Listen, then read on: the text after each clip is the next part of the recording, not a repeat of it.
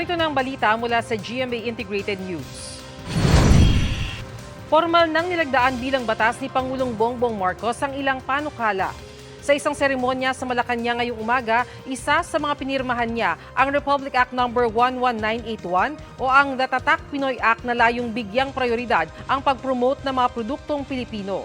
Nilagdaan din niya ang RA No. 11983 o ang The Amendments to the Centenarians Act of 2016 na nagbibigay ng 10,000 pesos sa mga edad 80, 85, 90 at 95 years old.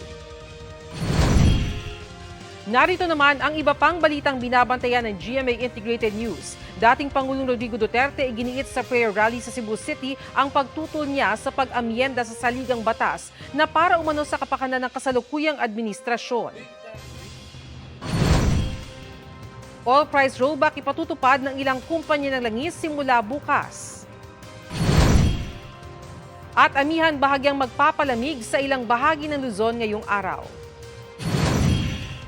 Para sa mas malaking misyon at mas malawak na paglilingkod sa bayan, ako po si Bernadette Reyes ng GMA Integrated News, ang News Authority ng Pilipino.